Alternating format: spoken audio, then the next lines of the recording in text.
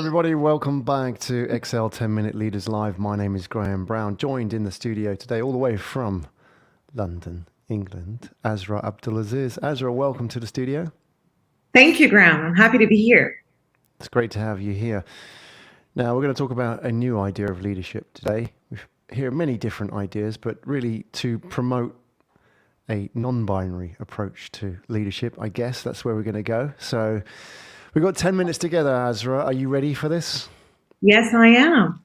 Let's go. It. All right. So by way of introduction, what does it say on your business card, Asra? So on my business cards, it says that I'm actually a founder of a business. That's what the first thing that shows up.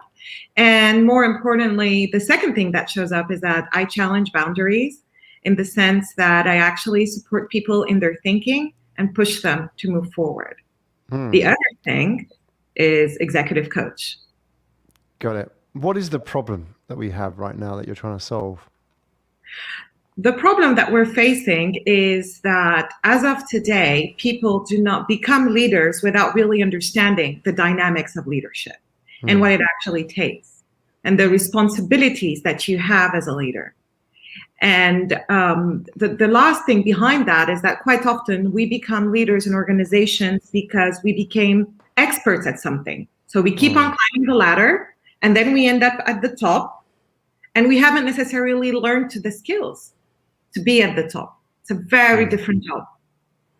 Well, you talk about the dynamics of leadership. We haven't learned them. What do you mean by the dynamics?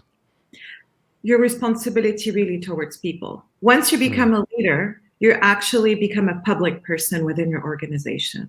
And all of us, we tend to live quite privately anyways. We don't understand. We don't understand that people necessarily make meaning from what we're doing, how we're talking, what it is that we're saying. And therefore, it's not taken, seriously enough. Quite often, people confuse leadership with technical skills, when in reality, leadership is about people skills. And another important thing is that we tend to forget a lot is that leadership is about others. It has nothing to do with us. We give ourselves to others, and we're not always ready to do that. Where does that go wrong when people adopt this traditional sense of leadership? How does that manifest so people can be aware of the symptoms of this broken form of leadership? Yeah. So usually it actually manifests in the sense that a lot of people confuse leadership with authority. And it's so people tend to believe that because they're leaders, they have authority and therefore it's their way or the highway.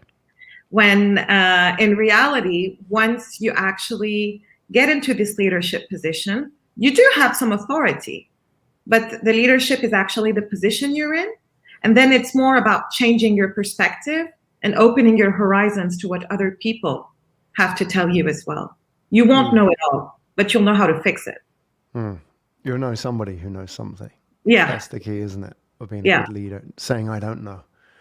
Who are the leaders that you point to, your touchstone examples, people out there in the public sphere that we can say, okay, that's a good example of the kind of leadership that we should aspire to? Well, I think that one of them, we could look at into politics or public people, like if we were to talk about presidents, Obama was one of them. An example where he actually managed to gather and break rules in terms of, being the first Black American president, for instance. If you look at other big symbols again in the US, Oprah would be one of them, where she actually made her way up, as a leader in her organization. She's a fantastic businesswoman, and yet she taps into a lot of emotional things, which initially were seen as being cheesy and not necessarily important in business. And yet she's this fantastic businesswoman. So these, I think, are two examples that are quite popular and that would show, this transferred leadership. How would you justify them when people might say, well, that's just the product of your political leanings? That what about Donald Trump? He is a good leader in the sense that he tapped into people's emotions. He got people to do things. That's leadership, right? How would you respond to something like that? Was he a good leader? Without getting too political. Yeah, no, we're not going to be political. So I define leadership as setting the conditions for people to thrive in your presence and in your absence. And the key word here is thriving. So it's not necessarily about being popular. It's not necessarily only about being some sort of inspirational figure, which some political leaders can be. It's about setting the conditions for them to be the best of themselves, best version of themselves. And some people do not necessarily aim to that. They get the popularity, but they don't necessarily do it in that way. So that's how I would say it. Yeah, good answer. Now, things have changed a lot in the last 18 months about leadership. Many of the ways in which we led face-to-face have changed. We can't have that physical presence as much as we used to. Now we're used to teams in the business sphere.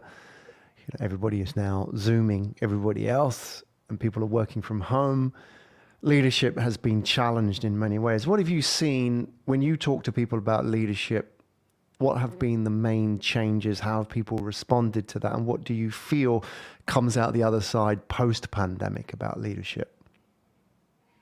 So I think that one of the key things was the reality of mental health and checking in. And, a lot of times it was not necessarily considered as something really important. It's there, because nobody can say we don't care about mental health.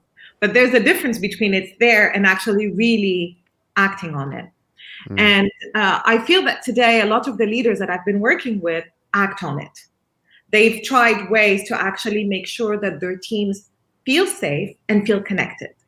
Because in a world where actually people are working more remotely, where we're only Zooming mostly, we do not necessarily know what it feels like, again, to be with people. And to create this team feeling that we still all like. You always go to this coffee machine and you're very upset that you bumped into X or Y, but then you're also happy that you got the gossip. This is what makes office life in a way. And a lot of that went away with that. And people felt alone. So that's what mainly changed. People felt really, really alone and challenged. It's funny how, we've always lived in an uncertain world. This is nothing new. The fact that we don't know what's going to happen tomorrow is a fact. But suddenly it struck people that, we really do not know what's going to happen tomorrow. And it changed their perspective. Well, with that in mind, if you were advising somebody now and they are a leader or they see themselves as a leader, what could you impart in terms of words of wisdom, the quick wins in the next 2 minutes? I know 2 minutes is not enough compared to what you normally spend with people. But if I was to say, how could you change my life as a leader in the next 2 minutes, just with something small that's a common problem that we all face right now? The key one is be aware of who you are. That's the most important thing. Understand your dynamics. Understand how your belief system functions. We all have one. There's a thing in our head that happens. There's a scenario that we tell ourselves. And until we understand it, there will be shortcomings. So understand this.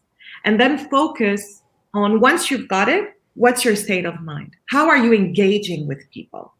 And once you have the power of understanding what's your state of mind is so contagious that actually in reality, whatever you'll think, the rest of the people around you will follow. This is how powerful that is.